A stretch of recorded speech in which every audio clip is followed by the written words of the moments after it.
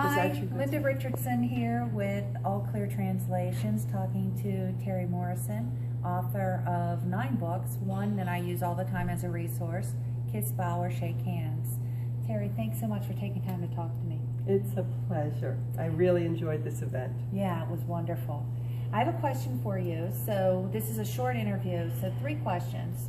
When you go to Asia, China specifically, what is one good tip that you can give someone traveling to China when they're meeting with a client, for potential client for the first time? I would do as much research as possible on that individual.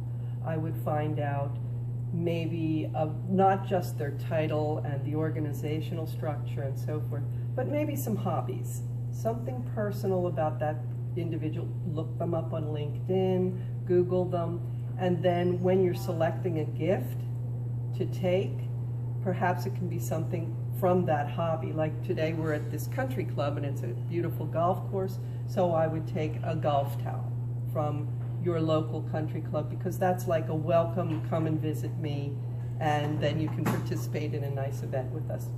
That's great, great idea. So if you have a client visiting you here in the United States and they're from China, is there anything that you can do to welcome them and make them feel more comfortable doing business with you?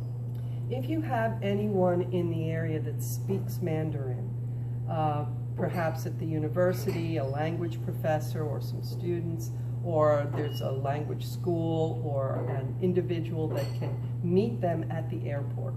Because if they're not used to coming to the United States, sometimes even with a smaller airport, it's a really gracious opportunity to have them not worry about how do I get to the hotel from here.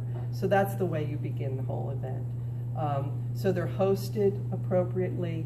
You make sure that any gifts that you have or materials are in their hotel room too for them, so that they have that feeling that sustains them as well.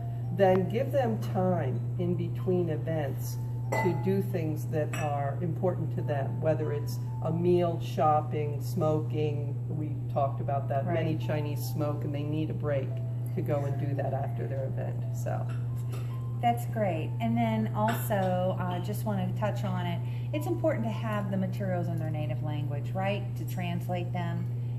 Even if they do understand English, they're often more comfortable reading something in their own language, right? Yes, yes. Awesome. The translation aspect and having an interpreter is often underrated. And if you travel, put yourself in their shoes. If you travel to China and you see somebody or something that's in English, it's such a welcome connection because you're in an ambiance that's foreign to you. So the same scenario is vital to think about when they travel here. Make sure that materials are clearly done, invest in a good translation, and so that you don't look foolish. Don't do the thing with the Google Translate. Hire somebody who knows what they're doing.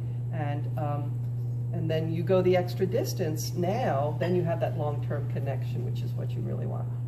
Awesome advice from Terri Morrison. Kiss, bow, shake hands. Thank you so much. My pleasure. Thank you so much.